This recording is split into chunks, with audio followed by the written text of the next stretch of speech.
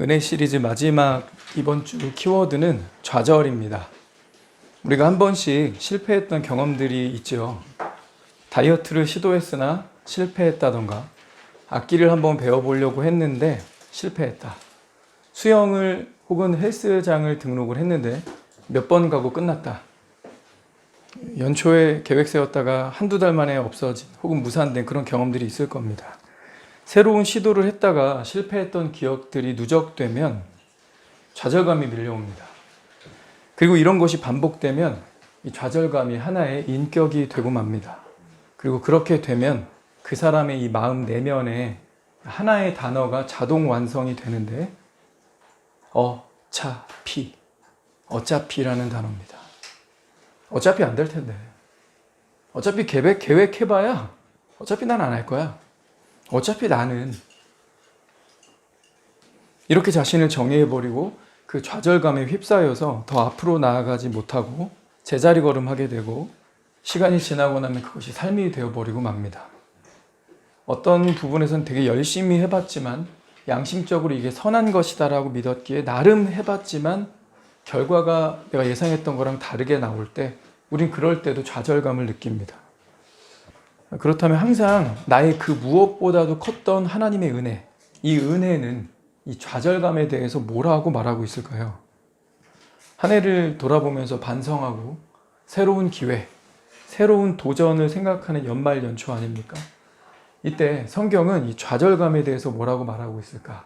그걸 좀 집중해서 생각해 보겠습니다. 하나님께서 은혜를 계속 주시는데 이 좌절감이 문제가 되는 이유가 뭐냐면 좌절감은 이미지로 이야기를 하자면 그릇을 엎어놓는 겁니다. 어차피 안 돼.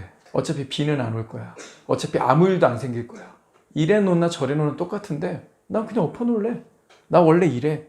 이러면서 엎어놓는 거죠.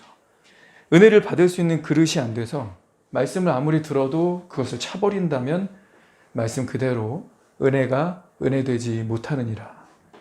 그래서 은혜가 내 죄보다도 크고 내 수치심, 내 후회, 상처, 나의 약함보다도 크다고 하지만 기승전 좌절감 이런 모두로 그릇을 엎어놓으면요 주님이 은혜의 단비를 내리셔도 전혀 받지를 못합니다. 그러니까 우리가 이 좌절감에 대해서 성경이 뭐라고 말하고 있는지 성경의 목소리를 들어야겠죠. 이건 우리의 인격으로 자리 잡게 될 수도 있으니까. 이것처럼 우리가 은혜를 담는 그릇이 되려면 내 자존심과 내가 오랫동안 머릿속에 담고 있던 이 습관이 있죠. 그리고 나의 지나온 과거의 이런 기억들조차도 모두 들고 주님의 십자가 앞으로 나와야 합니다. 겸손한 마음으로 주님, 저는 실패자입니다. 저는 비겁했습니다. 저는 나약한데 저는 치졸한 자입니다. 그런데 어떻게든 얼마나 제가 하와를 닮았는지 죄를 짓고 나서 후회조차 안 하고 반성은커녕 부끄러움을 모르고 몸은 가리지만 하나님 앞에서 부끄러움은 모르고 뻔뻔하게 하나님 앞에 책임을 다른 이에게 전가했던 자입니다. 근데 제가 바로 이 하와 같습니다. 그래서 내 마음에 좌절감이 있습니다. 해도 안 되는구나. 나는 해봤는데 자꾸 실패하는구나. 나는 작심삼일 인간이구나. 주님, 제가 이렇게 자꾸 좌절감에 휩싸여 있는데 여기서 일어나고 싶습니다. 그럼 주님 뭐라 하실까요? 그냥 생긴 대로 살아. 여태까지 그렇게 실패해놓고 그걸 죄다 나한테 가져오면 어떻게 하라는 거야? 내가 그 온박 뒤집어 쓰라고? 싫은데. 나는 만왕의 왕, 영광의 하나님이야. 그런 누더기 입고 와서 나한테 주려고 하지 마. 그렇다면 우리는 아마 예배드리지 못할 거예요. 정반대죠. 기쁘다. 웰컴. 잘 왔다. 이제라도 와서 정말 기쁘다. 그거 가져와. 내가 그거를 어떻게 변화시키는지 너의 삶을 통해 보여줄게. 이게 하나님의 은혜고 하나님의 능력 아니겠습니까? 오늘 본문은요 3가지 경우가 있다고 얘기합니다. 본문에서는 2가지만 보여줬는데 우리의 경험상 하나를 추가할 수가 있어요. 자기의 육체를 위하여 심는 자, 성령을 위하여 심는 자, 2 경우가 있다 그러죠. 그러면서 6장 7절은 무엇을 심든지 그대로 거두리라. 심은 대로의 법칙을 얘기해 줍니다. 자, 육체를 위하여 심는 자가 있고 성령을 위하여 심는 자가 있는데 심은 대로 거둔다. 2가지 경우를 얘기해 준 것 같은데 우리의 경험상 이런 것도 있죠. 아무것도 안 심는 사람이 있어요. 자, 이 세 가지 경우 다 좌절감을 맛봅니다. 아무것도 안 하고 게으르게 지냈어요. 우리 이솝우에 나오는 개미와 배짱이를 생각해 봅시다. 배짱이가 여름 내내 놀았어요. 개미가 열심히 땀 흘리고 곡식과 먹을 것들을 창고에 모을 때 계속 팅가팅가 놀기만 했습니다. 그랬더니 좌절감을 맛봅니까? 맛보죠. 수치심도 맛보고 구걸해야 되는 처지가 됐는데 살아야는 되잖아요. 살아야 되니까 어떻게 하죠? 얻어먹을 수만 있다면 구걸하리라. 아무것도 안 심었을 때 우린 수치심 그리고 좌절감을 맛봅니다. 그리고 이 성경에 말하는 대로 육체를 위하여 심는 경험을 우리가 하고 있죠. 우리 여기서 말하는 육체를 위하여 심는 것, 이 육체를 위하여라는 것은 바로 앞장 5장에 나오는데 16절 내가 이르노니 너희는 성령을 따라 행하라. 그러면 육체의 욕심을 이루지 아니하리라. 이 육체의 욕심, 육체의 소욕은 성령을 거스린다. 자, 육체의 일은 무엇일까? 19절에 말하죠. 육체의 일은 분명하니 음란한 행위, 음행과 더러운 것과 호색과 우상숭배와 주술과 원수 맺는 것, 분쟁, 시기, 분냄, 당짓는 것, 분열, 이단, 투기, 질투, 술 취함, 그리고 무언가에 푹 빠져서 방탕하게 사는 것, 그런 것들이다. 이 중에 몇 개 걸리는 것 같죠? 우리 마음 안에 있는 질투, 시기, 이게 왜 나와요? 우리 죄의 뿌리인 교만에서 나오잖아요. 내가 인정을 받아야 되는데 저 사람이 날 오해하고 있는 것 같네? 나를 이 정도 가치로 여겨줘야 되는데 충분히 존중을 못 받는 것 같네? 저 사람 왜 나를 이렇게 보지? 이런 분내는 마음 왜 올라와요? 교만이 뿌리가 돼서입니다. 그것이 뿌리가 돼서 다양한 육체의 열매들을 맺게 되죠. 근데 이 육체의 열매에 대해서 결론은 뭐냐면 21절에 이런 일을 하는 자들은 하나님의 나라를 유업으로 받지 못한다. 그리고 그 반대를 얘기해 주죠. 오늘 6장 7절 8절에서 말했던 성령의 일입니다. 성령을 위하여 심는 자는 뭘까? 5장 22절 성령의 열매는 사랑, 희락, 화평, 오래 참음, 자비, 양선, 충성과 온유와 절제니. 그래서 그리스도인으로서 우리는 성령의 9가지 열매를 기억하고 이런 열매를 맺기 위해서 심어야 합니다. 그리고 잡초가 자꾸 자라죠? 잡초들을 제거하고 물도 주고 햇빛 잘 들게 해줘야 합니다. 어디에요? 내 마음에. 내 마음에서 이런 성품들이 자라날 수 있도록 말이죠. 자, 아무것도 안 심는 사람. 시간이 지나고 나니까 아무것도 창고에 없네. 배고프네. 부끄럽지만 구걸이라도 해야겠다. 좌절감 맛보겠죠. 후회스럽겠죠. 내가 왜 그랬을까? 육체를 위하여 심었던 사람, 시간 지나고 나니까 자기 창고에, 자기 마음에 더러운 것들이 가득해. 부끄러워. 근데 어떻게든 또 이거 가려야 되겠죠. 아닌 척. 그래서 바리새인들이 경건의 모양으로 경건의 능력 없음을 가리잖아요. 근데 오늘날의 교인들도 참으로 비슷하지 않습니까? 자신에게 없는 것을 없다라고 말하기 싫으니까 어떻게든 인정받고 싶으니까 간증의 모양으로 포장하고 가리는 경향이 있습니다. 정직하게 조용하게 한번 글을 써볼라 치면 하나님을 경험했던 사실 기억이 없을 수도 있어요. 왜냐? 말씀을 붙든 적이 없으니까. 기억되는 말씀이 하나도 없으니까. 그러니 붙들고 순종해 본 적이 없으니까. 성경은요, 말씀을 듣고 지킨 다음에 인내해야 된대요. 인내할 일이 생긴다는 거겠죠? 말씀을 계속 붙들고 있으니까 자꾸 인내할 일이 생겨. 에라이 하고 차라리 놔버리면 별일 없을 것 같은데 말씀을 붙들고 순종하려니까 인내가 너무 힘들어요. 근데 결실은 이 인내로 결실하는 자니라 성경이 이랬습니다. 근데 돌아보니까 말씀을 붙들지도 않았고 그걸 킵하지도 않았으며 그러니 순종하거나 인내하지 않았습니다. 그냥 내 성깔대로, 내 기분대로, 내 육체의 소욕대로 그냥 지내왔습니다.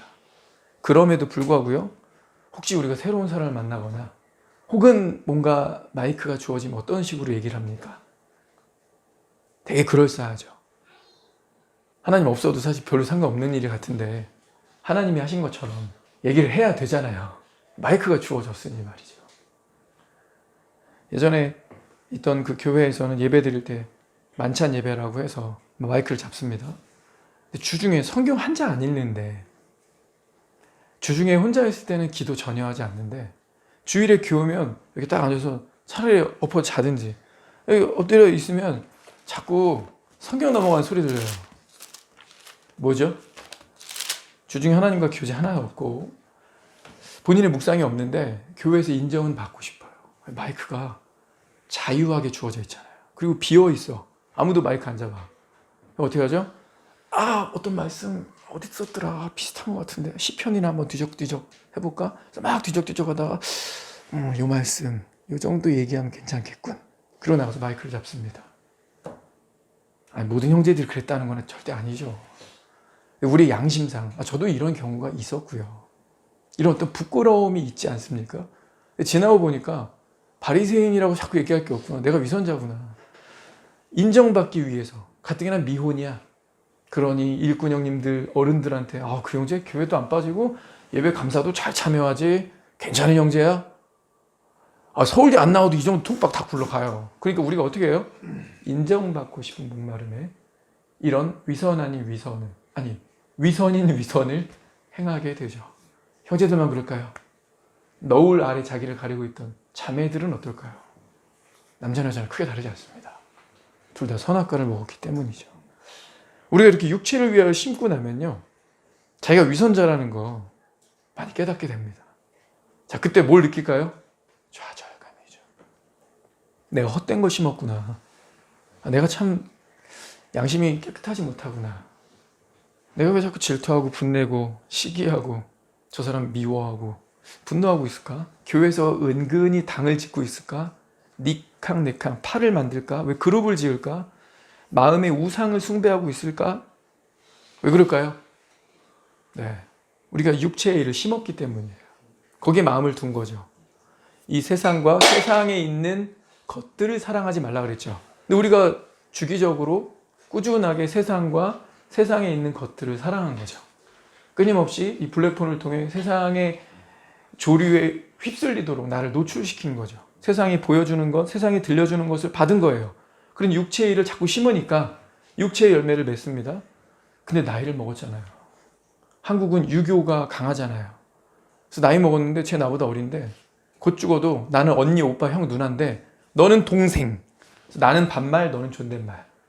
한국은 이런 사회인데 내가 나이를 먹었어요. 인정을 받고 싶죠. 그래서 그때 좌절감 막 느낍니다.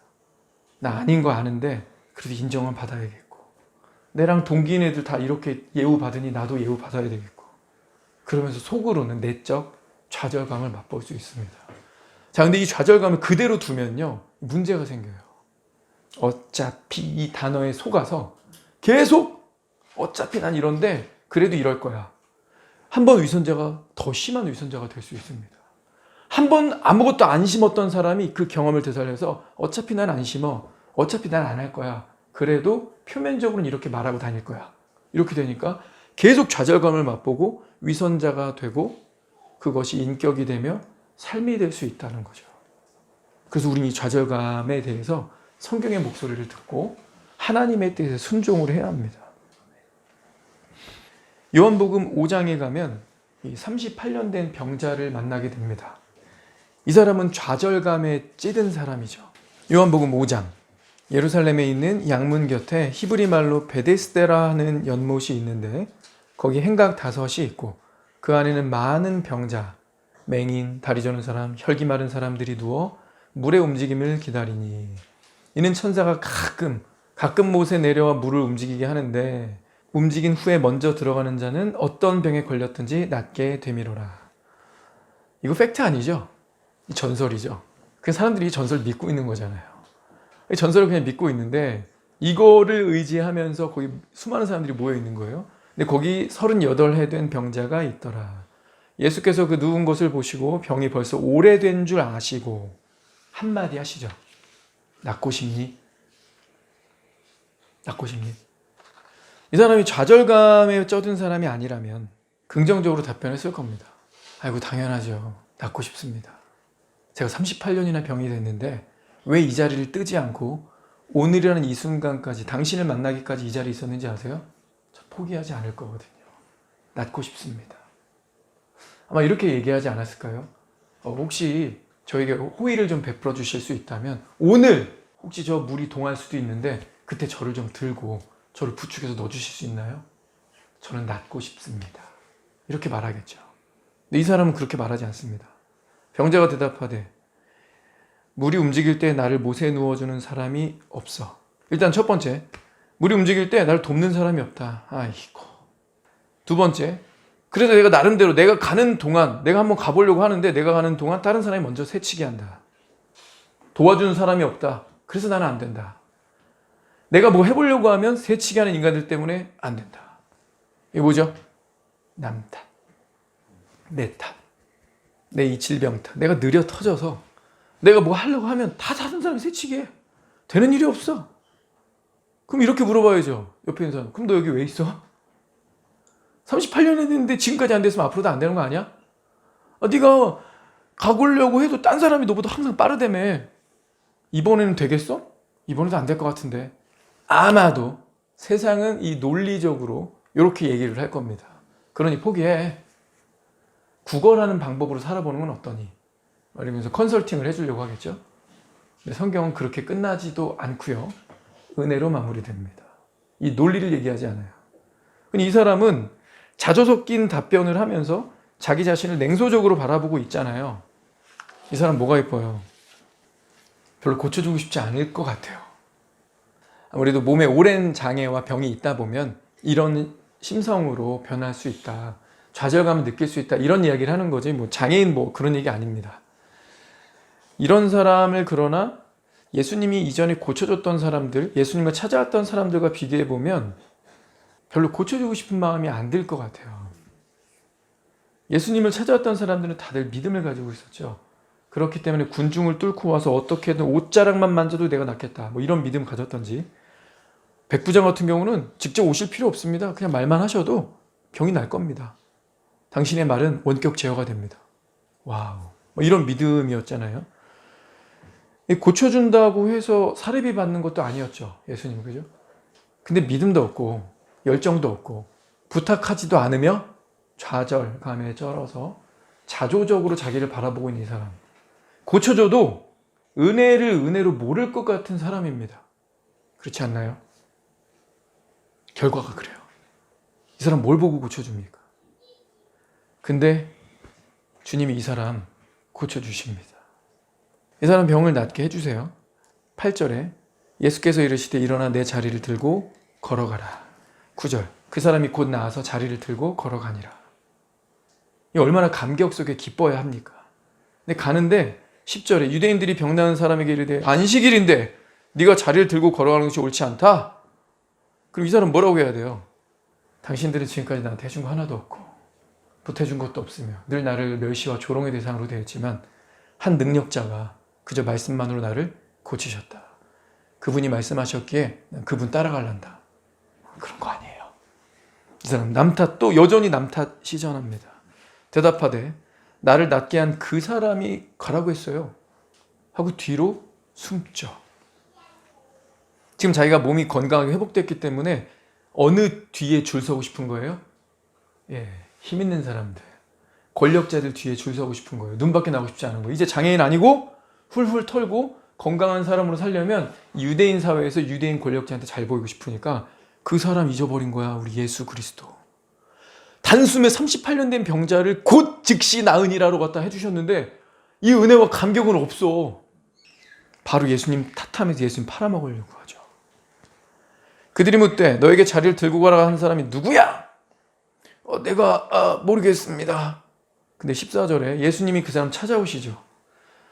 예수께서 성전에서 그 사람을 만나 이르시되 보라 네가 나았으니 더 심한 것이 생기지 않게 다시는 죄를 범하지 말라. 다시는 죄를 범하지 말라. 이 사람 좀 전에 죄를 지었나요? 그거 포함일 것 같은데. 주님은 지금 죄를 다시는 범하지 말라 했는데 이 사람 좀 전에 어떤 죄 지은 것 같아요? 남탓. 병을 낫게 해주셨는데 은혜를 저버림. 감사하지 않고 있잖아요. 전혀 감사하지 않고 있죠. 그 앞에 엎드린다라든지 감사한다라든지 주여 주를 따르겠나라든지 그런 거 이런 방구도 없죠. 그냥 입 싹 닫고 죄 짓지 말라고. 이 사람 아까 자리를 급히 피해가지고 누군지 몰랐는데 이 사람 예수구나. 이 사람이 그 소문이 듣던 예수구나 라고 접수한 다음에 15절에 이 사람 행동 보세요. 그 사람이 유대인들에게 가서 자기를 고친 이는 예수라 하니라.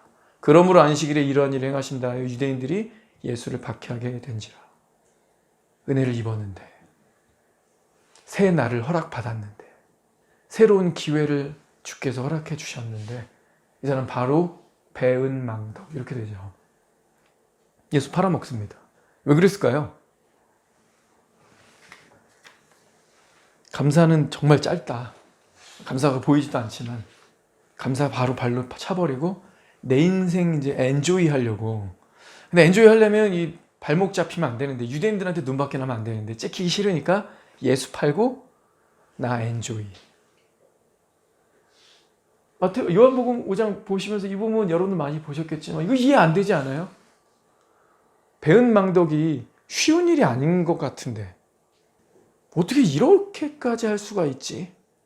38년 동안 벌러덩 들어 누워서 남들한테 치이면서 새치기 당하면서 좌절감에 빠져있던 사람을 단숨에 낫게 하셨는데 어떻게 이렇게 뒤통수를 치지? 이런 인간이 있을 수가 있나? 있잖아요. 여기 있잖아요. 여기. 우리가 예수님 뒤통수 얼마나 많이 쳤습니까? 복음을 얼마나 많이 들었는데 아직까지도 복음을 스스로 걷어차고 있습니까? 복음의 은혜와 복음의 은덕은 취하지만 이 복음적인 삶에 대해서는 우리가 얼마나 거절하고 있습니까? 아무리 말씀이 귀하다 좋다, 38년 단 병자보다도 훨씬 많은, 우린 이런 기간은 없었으니까 38년 동안 병자로 살지 않았잖아요. 사실 멀쩡하게 잘 살았으니까.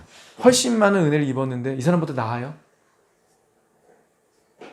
우리가 말씀을 사모하고 하나님과 소통하고 교제하기를 기뻐하고 그의 말씀을 증거하기를 좋아합니까? 반대로 블랙폰의 노예가 되어 안 되는 거 알지만 난 어차피 지난주도 그랬어, 1년 전이나 별반 다를 거 없어, 이런 핑계 뒤에 숨어서 하와처럼 살고 있는 우리 모습이 있다면 아마 우리도 이 병자랑 다를 바가 없을 겁니다. 1만 달란트를 탕감해 줘도 그 인간이 얼마 되지도 않아 그렇게 뒤통수를 칠지 아셨음에도 불구하고 하나님 은혜를 베푸셨죠. 1만 달란트 탕감해 주셨어요. 38년 된 병자가 이렇게 뒤통수를 곧 하루도 지나지 않아서 배은망덕할지 알았을까요? 모르셨을까요? 요한복음 2장에 보면 예수님이 친히 모든 사람의 마음을 아시며. 근데 이건 시점이 없어요. 무슨 말이에요? 전지적, 과거, 현재, 미래 시점이에요. 하나님 과거, 현재, 미래 다 아신다는 얘기입니다. 아시는데 내가 얘 낫게 해주면, 얘를 좌절감으로부터 일으켜주면 얘가 몇 시간 지났다고, 1시경이나 지났니? 바로 뒤통수로 아프다. 아세요. 아시는데 은혜를 주십니다. 1만 달란트? 1만 달란트를 탕감받았다는 건 쉽게 말하면 내 계좌에 1만 달란트가 입금된 거예요. 은혜를 받은 겁니다. 우리가 이런 사람임에도 불구하고 하나님 은혜를 여전히 베푸십니다. 그 이후는 자기의 몫이죠. 뒤통수를 칠지 은혜에 감격하여 그분의 제자가 되어 그분을 따라갈지. 그러나 우리는 한마디로 이렇게 얘기할 수 있는 거예요. 분명히 말하지만 은혜가 더 크다. 우리 갈라디아에서 살펴봤던 성령을 위하여 심는 자, 우리 세 번째 경우도 생각해 봅시다. 첫 번째는 아무것도 심지 않아서 좌절을 맛본다. 두 번째는 육체를 위하여 심었기 때문에 그걸로 스스로 열매로부터 좌절을 맛본다. 세 번째는 성령을 위하여 심는 자, 성령을 위하여 심는 자가 영생을 거둔다고 했죠. 그런데 9절에 보니까 선을 행하되 낙심하지 말지니. 선을 행하되 낙심하지 말지니. 왜일까요? 선을 행하는데 왜 낙심하게 될까요? 그런 상황이 온다고 성경이 여기저기서 얘기하고 있기 때문입니다. 로마서 8장을 한번 가볼까요? 로마서 8장 28절. 우리가 알거니와 하나님을 사랑하는 자, 곧 그의 뜻대로 부르심을 입은 자들에게는 모든 것이 합력하여 선을 이루느니라.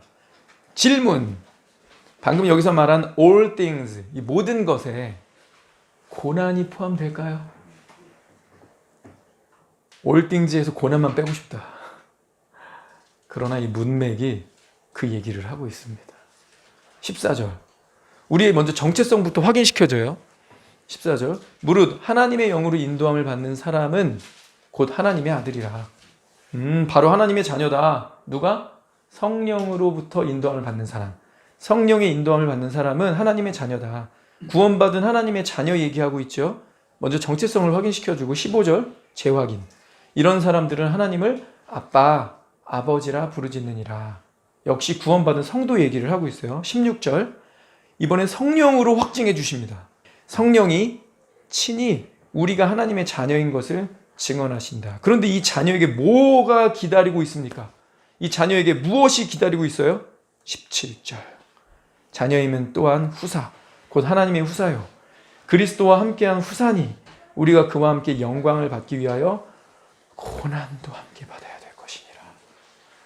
자녀에게 무엇이 기다리고 있습니까? 영광입니다. 우리 스마트폰 이렇게 약정 걸고 이것저것 하다 보면 데이터 쉐어링, 쉐어링 이런 단어 많이 쓰죠? 이거 그거예요. Share in His glory. 공유하는데 in His glory. 그분의 영광을 우리가 공유하게 된다. together. 그분과 함께 영광에 참여하게 된다. 이 영광은 영원한 영광이에요. 이걸 18절이 강조합니다. 생각하건대 현재의 고난은 장차 우리에게 나타날 영광과 좋게 비교할 수 없도다. 앞으로 나타날 영광 얼마나 큰지 이 땅에서의 그 무엇과도 비교할 수가 없다. 그러니 우리가 거듭난 하나님의 자녀라면 우리를 기다리고 있는 것은 영광이다. 이것만 있었으면 좋겠는데. 그런데 현재는 무슨 일이 있을 수 있다. 뭐라 그래요? 고난이죠. 18절에 현재의 고난. Share in His glory. 그분의 영광을 공유하고 그분의 영광에 동참하기 위하여 고난도 함께 받아야 한다. 22절. 피조물이 다 이제까지 함께 탄식하며 함께 고통하는 것을 우리가 아나니. 피조물이 다 어떻게 하고 있대요? 열애 없습니다. 다 고통이 있다. 이 피조물에 저와 여러분 포함돼요? 네, 포함되죠. 그러니까 우리 삶에 고통이 있는 게 이상한 게 아니에요. 그게 팩트입니다. 그러나 이 현재의 고난은 지나갈 것이고 비교할 수 없는 위대한 영광이 기다리고 있다. 그러므로 25절 만일 우리가 보지 못하는 것을 바라면 참음으로 기다릴지니라. 왜 참아야 돼요? 고난이니까. 그러나 다시 한번 말합니다. 이 고난 끝에 영원한 영광이 있다. 그렇기 때문에 28절이 나온 거예요. 하나님 안에 있는 사람들, 거듭난 하나님의 백성들. 근데 여기서 뭐라고 표현됐냐면 성령으로 인도함을 받는 구원받은 사람들에게는 고통을 포함한 모든 것이 합력하여 선을 이룬다. 1921년 스웨덴 출신의 선교사 남편 데이빗, 아내 스베아. 데이빗과 스베아 이 부부는요 2살짜리 아들 하나 데리고 아프리카 중심부로 갑니다. 거기서 다른 선교사 부부를 만나서 이 4사람이 예수님에 대해서 전혀 들어본 적이 없는 외딴 지역에 복음을 전하기로 결심합니다. 그들이 한 마을에 도착했는데 거기에 부족장이 마을에 들어와서 사는 것을 허락해 주질 않아요. 그래서 그 마을로부터 약 1.5km 떨어진 곳에 외딴 곳에 이 선교사 넷이 따로 살아야 됐고 이 마을 사람을 접촉할 수 있는 건 딱 한 명, 남자 소년뿐이었습니다. 족장이 이 선교사들에게 가서 음식 팔라고 계란 뭐 이런 거 있죠. 가서 팔라고 한 명만 접촉할 수 있게 허락을 해준 거예요. 이 아내 된 스베아는 이 소년에게 예수님을 믿도록 복음을 전했고 결국 이 소년이 예수님을 믿게 됩니다. 이게 유일한 성과였어요. 이 마을의 다른 사람들은 아무도 접촉하지 못합니다. 그런데 이 옆에 부부 있죠? 옆에 부부는 말라리아에 걸려서 먼저 떠나버립니다. 데이빗 스베아 부부하고 아들, 2살 난 아들만 남았는데 선교의 열매는 어린 남자 소년 1명. 그런데 아내가 둘째를 가졌거든요. 근데 말라리아에 걸렸어요. 그래서 둘째를 낳고 며칠 있다 죽습니다. 남편 데이빗이 너무 충격을 받은 거예요. 그래서 대충 무덤 파가지고 27살 된 아내를 그 땅에 묻고 선교단체 본부로 돌아갑니다. 갓 태어난 딸 있죠, 둘째. 이 딸을 다른 선교사들에게 맡기면서 이렇게 말해요. 전 스웨덴으로 돌아갑니다. 아내를 잃었고 저는 이 아기를 돌볼 힘이 없습니다. 하나님이 제 인생을 망쳐놨으니까요. 그리고 아들만 데리고 떠나버립니다. 저와 여러분은 이런 실망과 고통을 다뤄본 적이 없죠. 감당하기 매우 힘든 고통이었을 겁니다. 인간적으로 보기에는 완전 망가진 인생 같죠. 돌이킬 수 없는 상실 같습니다. 이럴 때 우리가 괜히 이런 단어들이 막 우리 마음 사전에 아주 두껍고 큰 글씨로 막 각인이 되죠. 괜히 갔어. 가서 고작 어린 소년. 그 얘가 커서 뭐가 되겠어요. 족장도 아닌데. 만나지도 못할 거였어. 어차피 마을 사람들. 괜히 내 와이프 죽고 억울해. 내 인생 이거 뭐야? 선을 행하다 낙심하지 말지니 이 낙심이 안 돼 이게? 심리적으로. 그 딸 애기라는 이름을 갖게 됐고 미국에서 그리스도인 부모와 함께 잘 성장을 합니다. 근데 어느 날 참 우연 같아요. 어느 날 애기가 자기 우편함을 살펴보다가 스웨덴 잡지 하나를 발견합니다. 잡지를 휙휙 넘겨보는데 하얀 십자가, 투박한 십자가가 이 무더미에 꽂혀 있어요. 근데 거기에 스베아 플러드라는 이름이 적혀 있었대요. 플러드는 데이빗 플러드 남편 이름이거든요. 남편 성. 그 입양된 그 집에서 네가 입양된 딸이다라는 거를 어릴 때부터 듣고 알고 있었대요. 너의 엄마는 선교하시다가 순교하셨다. 어릴 때부터 알고 자랐거든요. 자기 엄마 이름을 단번에 알아본 거야. 그래서 이 스웨덴 잡지를 번역해 줄 수 있는 사람을 찾아갔답니다. 그러면서 이제 자기 엄마가 했던 사회계관을 듣게 된 거죠. 그리고 나서 이 아기가 아버지가 살아있다는 거 알고 스웨덴으로 찾으러 갑니다. 이 아빠 데이빗은 재혼해서 4명의 자녀를 더 뒀대요. 근데 첫째는 오빠 있겠죠. 2살 오빠는 아빠가 데려갔잖아요. 그 오빠와 이복동제 동생들 감동적인 만남을 갖고 근데 이제 아기가 아버지 만나고 싶다고 얘기를 한 거예요. 근데 오빠가 아기 아버지와 얘기를 나눌 수는 있어. 근데 아버지가 지금 많이 아프셔. 반드시 알아둘 게 하나 있는데 아버지가 하나님의 이름이 나올 때마다 버럭 화를 내신다는 거야. 그런데 아기는 단념하지 않습니다. 그 아버지 혼자 사시는 아파트로 걸어 들어가고 들어가 보니까 빈술병이 이제 여기저기 널브러져 있는 거죠. 아기는 오래전에 자신을 버린 이 73세의 아버지에게 다가갑니다. 아빠라고 부르니까 아빠가 막 울고 계속 사과를 하는 거예요. 미안하다. 너를 버리려고 했던 건 아닌데 미안하다. 괜찮아요, 아빠. 하나님께서 저를 보살펴 주셨어요. 그 순간 아버지 표정 딱 굳으면서 변하더니 하나님은 우리 모두를 잊으셨어. 우리 삶이 이렇게 된 거 다 하나님 때문이야. 아빠에게 들려드릴 얘기가 있어요. 실화예요. 아빠와 엄마가 하나님께 인도했던 그 어린 소년 있죠.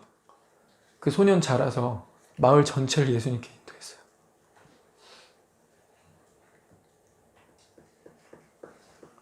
아빠가 하나님의 부르심에 충실히 따르셨기 때문에 지금 600명도 넘는 아프리카 사람들이 하나님을 섬기고 있습니다. 아빠가 아프리카에 간 것은 결코 헛된 일이 아니었어요. 엄마의 죽음도 헛되지 않았어요. 아빠, 예수님은 아빠를 사랑하세요.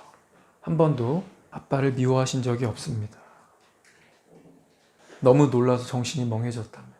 며칠간 대화를 계속 하고 나서 데이빗은 죽기 며칠 전에 하나님께 회개하고 돌아왔답니다. 끝은 감동 같은데 과정은 좀 데이빗이 그때 이제 함부로 말할 수 있는 건 아니지만 한 명 겨우 선교의 열매, 아내의 죽음, 많이 사랑했기 때문에 상실감도 크겠지만 믿음 아니었으면 거기 오지도 않았을 거 아니에요. 믿음으로 시작했으면, 믿음으로 갔으면 어땠을까? 그럼 애기랑 헤어질 일도 없었을 텐데. 자신의 삶이 너무 비참하잖아요. 재혼해가지고 자녀를 4명 낳았지만 매일 술만 먹고 하나님 원망하고만 살았던 데이빗의 인생은 그가 하나님의 선하심에 대한 믿음을 잃지 않았다면 이 고통을 훨씬 더 잘 다룰 수 있었고 더 좋은 열매들을 맺지 않았을까. 하나님의 은혜가 나의 고통보다, 나의 그 힘든 고통보다 더 크다. 은혜가 더 크다. 이 믿음만 있었다면 어떻게 이 스토리가 써졌을까? 우리가 삶 속에서 하나님의 은혜가 선을 이루고 있다, 이런 걸 믿기 힘들어하는 이유 중에 하나는 이 선이라고 하는 거에 대한 정의가 우리 저마다 다르기 때문이에요. 하나님만 빼고 우리들은 좀 비슷한데 우리들끼리 비슷한 선에 대한 정의가 뭡니까? 나한테 좋아요. 나한테. 내가 지금 학교 지각하게 생겼는데 막 뛰어나왔는데 버스가 딱 와. 오, 하나님 선하시다. God is good. 막 나와. 지하철 딱 와. 오, 그래서 이거 완전 15분 지각일 수 있었는데 오히려 5분 먼저 학교 도착했어. 그럼 그날 어떤 노래 나오죠? 하나님 선하시다 막 이러겠죠. 근데 거꾸로 버스가 나만 딱 놓고 그냥 가. 그 버스에다 대고 된통 욕하는데 그 욕하면서 누구를 사실 욕하고 있는 거죠? 그 버스 뒤에 계신 하나님. 내가 게을러서 내가 늦장 부르다 늦게 나왔어도 하나님 탓하죠. 하나님이 선하신 분이라는 느낌을 나한테 주려면 나한테 좋은 일이 있어야 돼. 내가 사랑하는, 내가 아끼는 사람이 암에 걸렸어요? 그럼 어떻게 돼야 하나님이 선하신 분일까요? 이 사람 치료해요. 내가 막 울고 막 꺼이꺼이 하고 막 며칠 동안 매일 가가지고 막 손 얹고 기도하고 하나님 막 이렇게 기도했는데 과연 주께서 요양치료 가지도 않았는데 기적적으로 낫게 하셨도다. 이러면 가리즈 굿이죠. 근데 의사가 길면 1년, 짧으면 3개월 정도 남았습니다. 인생 마무리 하시죠. 근데 맥스 찍지도 않고 3개월 만에 중화가셨어. 그러면 이런 느낌이죠. 기도 하나도 안 들어준 것 같잖아요. 의사도 짧으면 3개월, 길면 1년이라는데 인생 정리할 수 있게 기회도 안 주시고 바로 데려가? 내가 한 2주 동안 매일 울면서 기도했는데 가리즈 굿 같은 소리 하고 있네. 있지 않아요? 우리 개개인들이 가지고 있는 이 선이라고 하는 개념이 철저히 나 중심이라고 그래요. 내 기분이 좋아야 되고 내가 바라는 게 돼야 되고 내가 고난에서 면제를 받아야 돼. 하나님이 선하시다면 나한테 고난이 오지 않을 거야. 고난이 오지 않으면 다른 사람들 다 이렇게 되고 있는데 나만 열애되면 내가 교회 다녀서 그런가? 내가 하나님 믿어서 그런가? 내가 지난주에 조금 이쁜 짓 해가지고 하나님이 그러시나? 나만 쏙 박았네. 오, 대박. 하나님 나 이뻐하시나 봐. 그러면서 하나님은 선하시다. 근데 하나님은요, 선에 대해서 다른 정의를 내리시는 것 같아요. 우리가 고난이나 고통을 안고 살아갈 때 하나님이 전능하시다면, 하나님이 선하시다면 나를 위해서 뭔가를 하셔야죠 라는 생각이 있는데, 그렇게 느껴지는데 하나님 하실 거예요. 근데 방법은 다를 수 있습니다. 치유가 아니라 악화일 수도 있고요. 없었던 것이 하나 둘 머피의 법처럼 막 이상한 일이 막 터질 수도 있습니다. 때로는 은혜가 나를 힘들게 함으로써 나를 도와주는 거죠. 암투병 중에 은혜를 발견하기 어렵지만 어쩌면 그 암이라는 고통을 통해서 내 삶을 돌아보고 이 내 주변 사람들이 영생에 대해서 생각할 수 있도록 하나님이 기회를 주시는 걸 수도 있습니다. 직장 상사 때문에 힘이 들 때 은혜를 발견하기 힘들죠. 그런데 어쩌면 그 어려운 상사를 통해서 하나님이 내 안에 있는 정체성을 발견하도록 도와주시는 건지도 모릅니다. 네가 이런 사람이다. 실직 상태일 때는 은혜를 발견하기 어렵죠. 그런데 그 실직 상태를 통해서 내가 하나님께 얼마나 의존되어 있는 존재인지를 이해하도록 도와주시는 것일 수 있습니다. 하나님은 이 고난을 통해서 내 마음에 있는 우상을 드러내시고 하나님을 의지하는 법을 가르치시고 기도하라고, 내게 나아오라고 기회를 주시는 걸 수 있죠. 우리 다 알잖아요. 문제가 있을 때는 하나님 좀 찾다가 기도의 자리로 그나마 나아가다가 문제가 해결되면 하나님이랑 거리 두기가 되는 거, 우리 경험적으로 알고 있죠. 나만 그런 거 아니에요.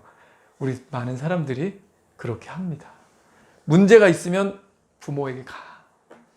옷이 더러워졌어. 내가 빨 거야? 내가 말려? 무슨 능력이 있다? 응가했어. 어떻게 해야 돼요?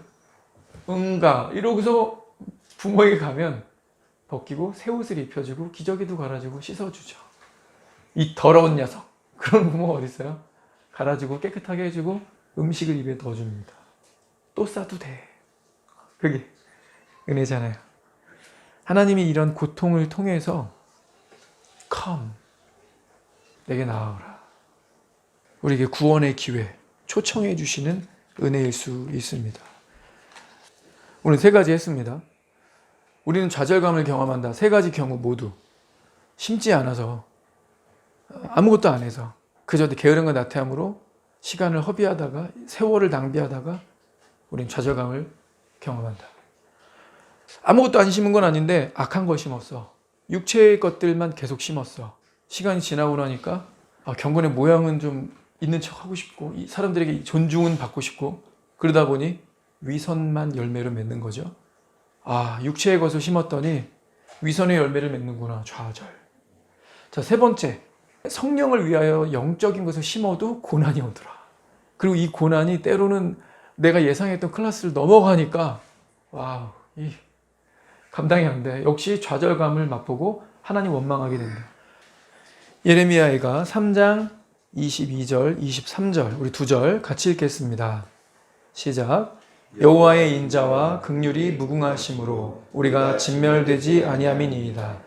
이것들이 아침마다 새로우니 주의 성실하심이 크도소이다. 매일매일 새롭다는 거죠. 주님의 성실하심이 바로 이렇답니다. 자, 그런데 그 앞에 뭐가 그렇다는 거냐면 이것들이라고 했으니까 두 개인 것 같아요. 두 개. 여호와의 인자와 긍휼. 여기서 인자라고 번역됐지만 great love, 위대한 사랑이에요. 하나님의 은혜죠. 위대한 사랑. 또 긍휼, 우리를 불쌍히 여기심. 그래서 막 돕고자 하심. 자꾸 용서해 주려고 하심. 위대한 사랑과 그의 용서가 무궁하심으로. 이것들, 바로 위대한 사랑과 그분이 용서하고자 하시는 큰 긍휼의 마음이 아침마다 새로우니 날마다 새롭다. 자, 하나님의 성실하심이 어디에서, 어느 영역에서 그런 거예요? 위대한 사랑, 그리고 긍휼입니다. 용서입니다. 이 차원에서, 이 부분에서 날마다 새롭게 성실하시다. 자, 그러니 우리가 아무것도 심지 않아서 좌절감 지금까지 맛봤을 수 있어요. 뭔가 해보려고 했는데 육체의 정욕이었어요. 또 좌절감 맛봐요. 시도하지만 또 포기해요. 시도하지만 작심삼일 돼요. 그리고 믿음으로 결단해서 정말 주를 위해 살겠다고 성령의 것을 심어요. 그러다 고난이 와요. 셋 다 좌절감을 맛봅니다. 근데 주님 뭐라고 하세요? 그것보다 나의 사랑이 더 크다. 나의 용서가 더 크다. 아무것도 안 심었지? 육체의 것을 심었지? 용서할게. 내 용서가 더 크니까. 우리 이 은혜로우신 주님, 항상 나의 어떤 것보다도 더 크신 은혜로 나를 상대해 주시는 주님을 묵상하면서 우리 연말 잘 마무리 지어봅시다.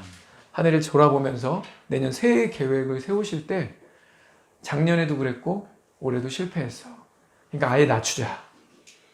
여러분, 낮추면요 나의 행동 반경도 낮아져요. 그러니까 믿음으로 결단할 때는요 낮출 필요 굳이 없어요. 실패할 수 있죠. 내 상대 전적을 돌아보니까 내 과거가 그럴 수 있어요. 근데 그러니까 어차피 요만큼 계획 세웠자 요것도 안 되는데 뭐, 그럼 요거 다 삭감하면요 뭐 남을까요? 나다움, 나스러움, 나 같음만 딱 남습니다. 그건 목표가 아니에요. 자, 믿음으로 결단할 때는 그 계산기에 두드릴 때 믿음도 좀 포함시키세요. 나는 안 되지만, 나는 부족하지만, 난 올해 실패했지만 내년에 하나님이 하실 것이다. 난 그저 하나님의 손만 잡고 따라가겠다. 이 믿음으로 새해에 믿음으로 결단하고 도전하는 저와 여러분 되기를 축원합니다. 기도합시다.